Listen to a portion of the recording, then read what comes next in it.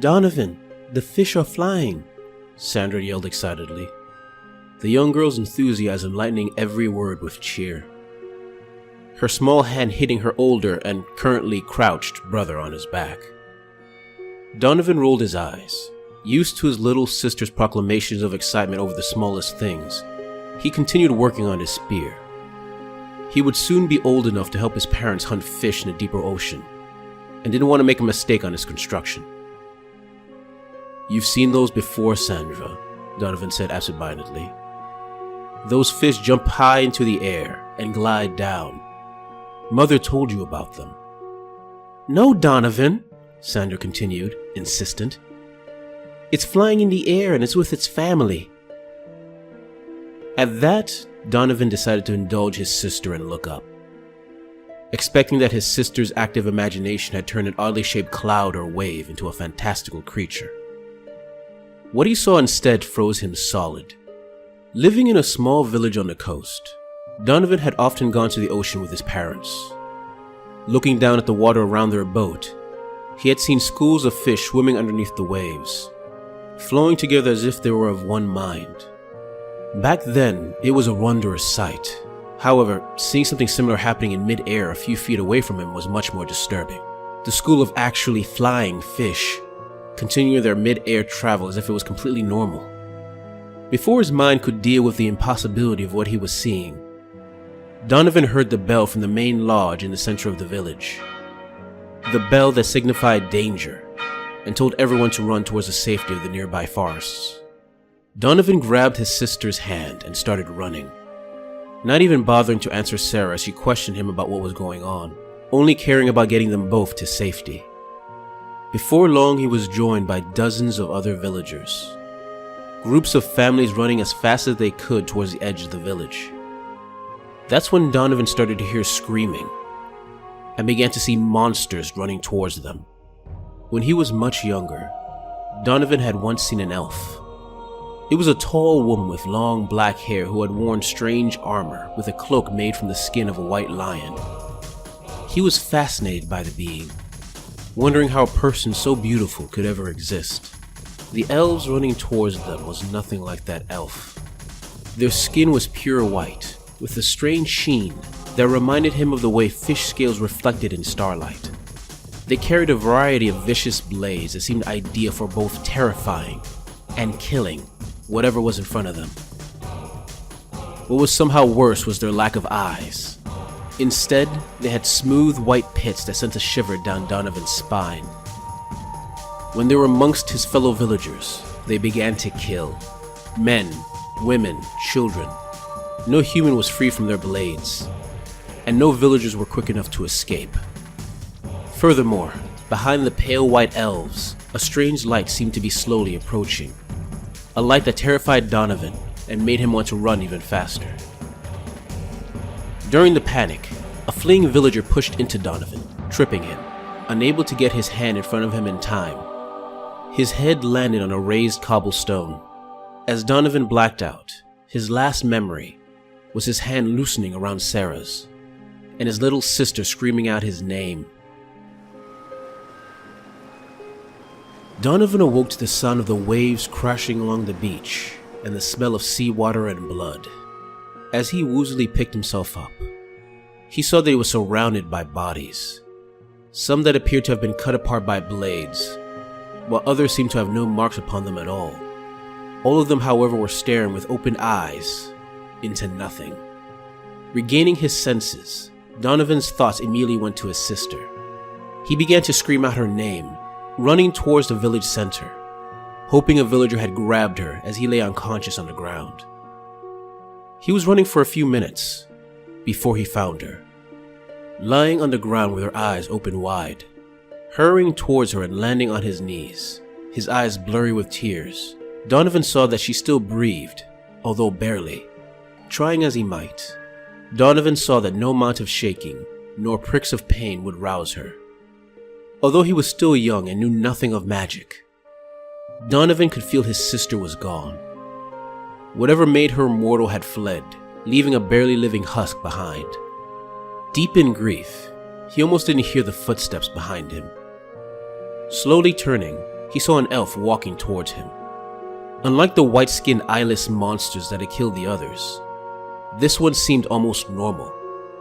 His skin a more natural tone, and his eyes, although mostly covered by a grated mask, were visible. Above the elf's head, attached to a curved piece of metal connected to the back of the elf's helm, hung a lantern giving off a powerful light, a light that seemed to pull on Donovan's very self, calling to him like a siren. Coming closer, the elf raised a sinister-looking hooked spear, his intentions clear.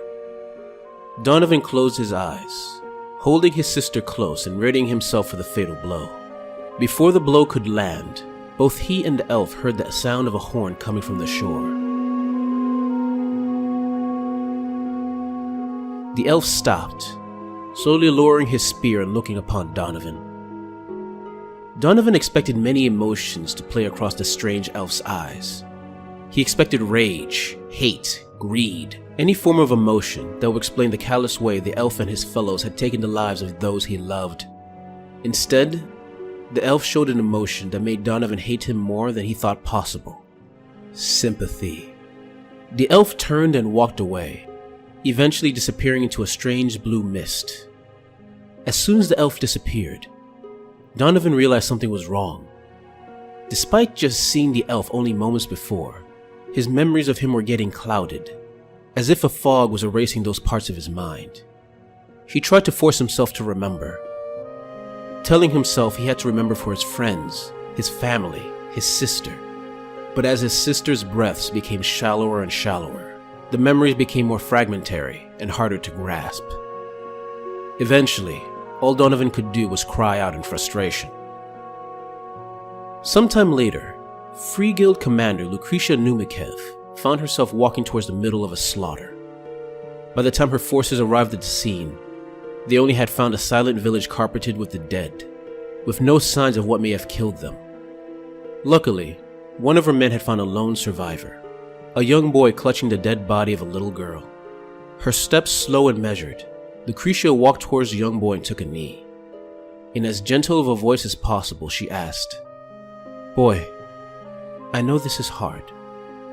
I know you're in pain, but I need to know who did this. I need to know what happened."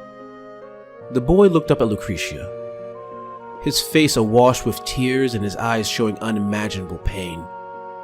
In one grief-stricken and anguished voice, the boy simply said, "I don't remember."